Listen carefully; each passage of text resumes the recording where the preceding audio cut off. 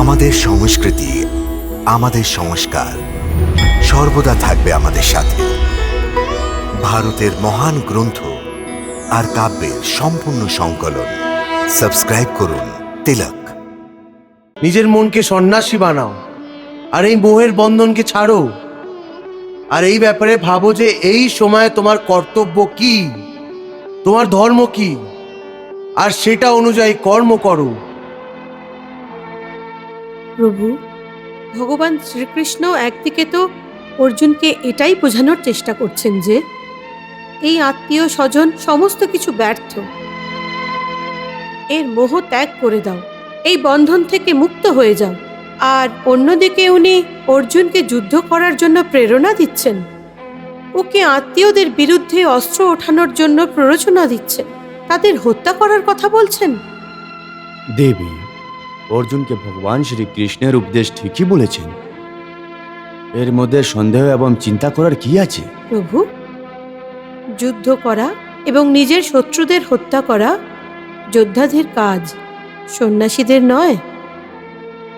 কিন্তু ভগবান শ্রীকৃষ্ণ অর্জুনকে সাংসারিক মোহ ত্যাগ করার কথাও বলছেন আর যুদ্ধ করতেও বলছেন।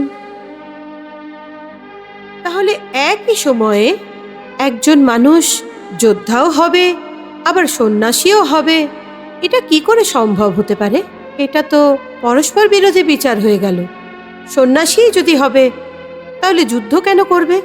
আর যদি যুদ্ধই করে তাহলে সন্ন্যাসী কি করে হবে? না দেবী, ভগবান শ্রীকৃষ্ণ অর্জুনকে সন্ন্যাসী হবার জন্য উপদেশ দিননি, বরং মন থেকে সন্ন্যাসী হবার জন্য বলছেন। সন্ন্যাসী হওয়ার উপদেশ দেননি? তাহলে মোহকে ত্যাগ করার অর্থের মানে কি?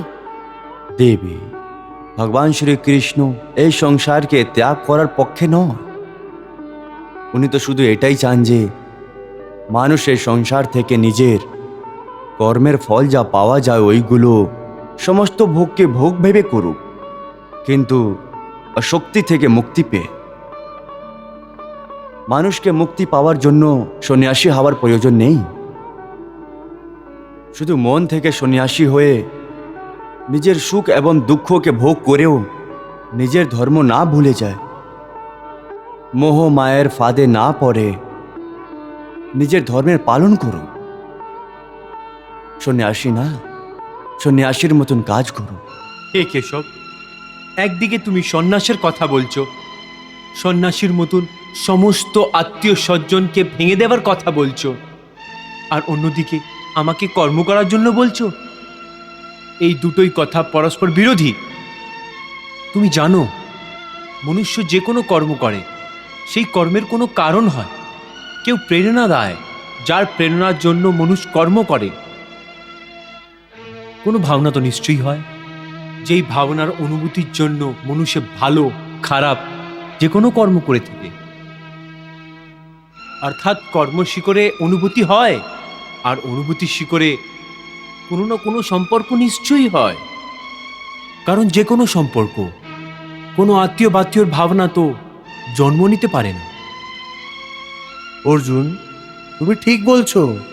সম্পর্ক এবং আত্মীয় দিয়েই ভাবনার স্রোত বের হয়, কিন্তু অনুভূতির নদী তাড়াতাড়ি শুকিয়ে যায়। ঠিক ওইভাবেই যেইভাবে আগুনের জলে ফোঁটা তৎক্ষণাৎ অদৃশ্য হয়ে যায়, যে মারা গেছে তার চিতা ঠান্ডা হওয়ার আগেই আত্মীয় স্বজনের চোখের জলও শুকিয়ে যায়। কেউ 2 ঘন্টা কাঁদে, কেউ 2 দিন। যে সবচেয়ে বেশি কাঁদে সে মা। ও কিছু দিনের মধ্যে সংসারের মায়ায় মোহতে ফেসে গিয়ে নিজের অন্য কর্মে লেগে যায়। হরে কৃষ্ণ কৃষ্ণ